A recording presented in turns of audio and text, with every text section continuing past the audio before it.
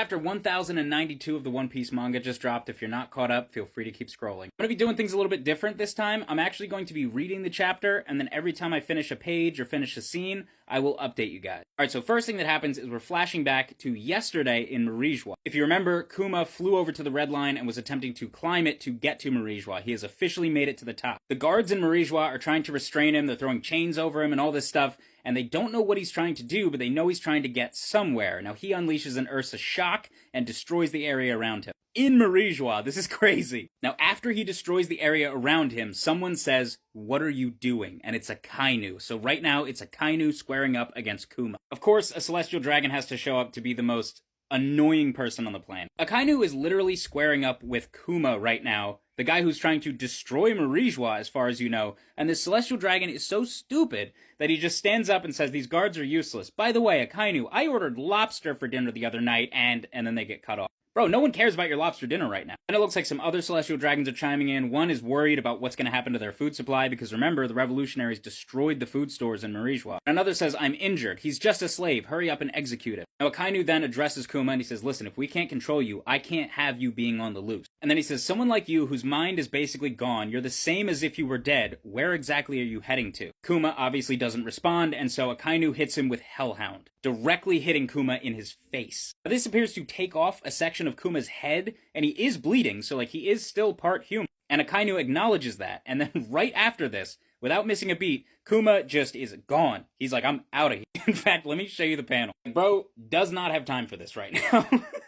Next, Akainu tries to grab Kuma's foot with his magma, and Kuma does not have time for this, like I said, so he uses his own devil fruit on himself to just go flying. Then we get a flashback to Bonnie imprisoned. And Akainu is basically explaining to her, like, your father gave himself up to the government. He's not coming to get you. He is a weapon of ours now. And she, of course, refuses to accept it. She's like, he is going to come back for me. Now, this flashback is happening in Akainu's mind, and Akainu is snapped out of it by some celestial dragons, again, being annoying. One of them chimes in and says, "Don't tell me you let him get away. You call yourself a fleet admiral?" Like, any of these celestial dragons could do anything about Kuma. I hate these people. I mean, you're supposed to, but I hate them. And Akainu genuinely seems intrigued by what Kuma's doing. He says, "You're a puppet now. You've lost everything, including your mind and your will.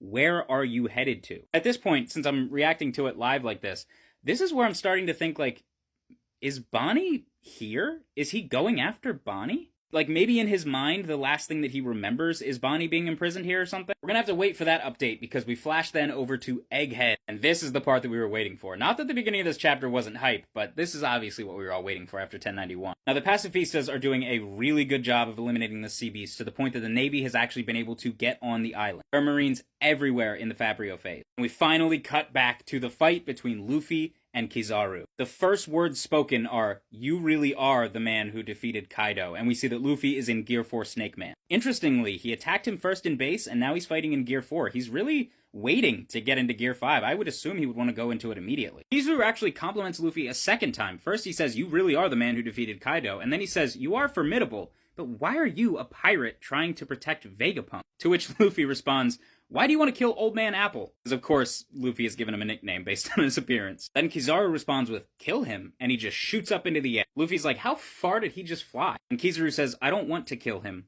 I've been his friend for a long time. Now please, get out of my way." He then says, "Acceleration is power," and we see a beam of light shoot from where Kizaru is directly into Punk Record. It looks like this was Kizaru flying as fast as he could to get as hard of a kick in on Luffy as possible, and he sends him flying. Vega Force 1 turns around to see what the commotion was, and Luffy flies so fast, he snaps the robot in half, causing it to drop the Thousand Sunny. Vega Force 1 is completely destroyed, everybody's running away from Kizaru at this point, and Luffy has been just sent flying. He did not stop when he hit the robot, like he's still going. And unfortunately, their escape plan is now ruined. Without Vega Force 1, they can't get the Sunny off of the top of Punk Records. And now Kizaru is standing directly in front of the group. Frankie says, "Kizaru, you bastard," and Kizaru says, "You've grown so much, Bonnie. Kids these days sure do grow up fast." And then he says, "You hate Vegapunk, right? Well, I've been sent here to assassinate him." Now, as we know, she's not going after Vegapunk anymore, and she says as much. She says, "My enemy target has changed," and attacks Kizaru.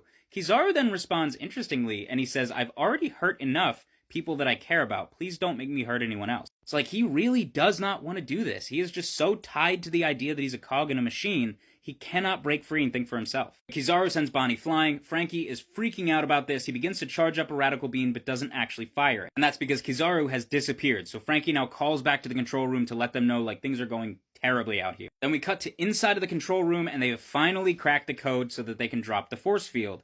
Unfortunately, they don't have their way to get out, so it's not really going to help them at all. In fact, at this point, like, if they were to drop the force field, all they'd really be doing is allowing the Marines in. But one particular Marine has already made it in. Vegapunk is on the Den Mushi with Franky, and he says, "Hey, we can drop the force field. Have you brought the ship into position?" And Kizaru, from behind him, says, "Your plan has been ruined, Vegapunk. Your robot of dreams has been destroyed. It's in pieces." Of course, everybody's freaking out. Kizaru is right there in front of them, and no one has the capability to take him on. And Kizaru says, "This is a tough mission for me too. I don't want to drag it on for too long."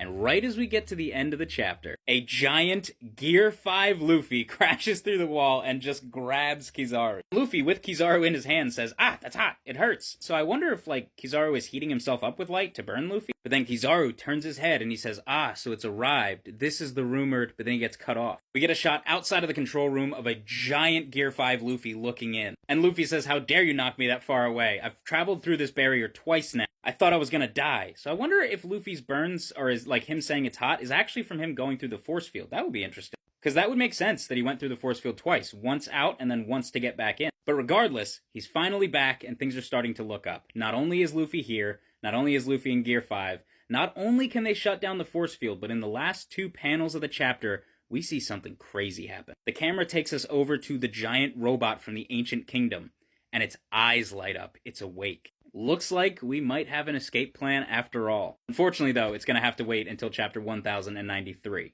What a chapter, man. Oda has been on his game every single week since the final saga started. 10 out of 10 chapter. This was incredible. Let me know what you guys thought about it in the comments.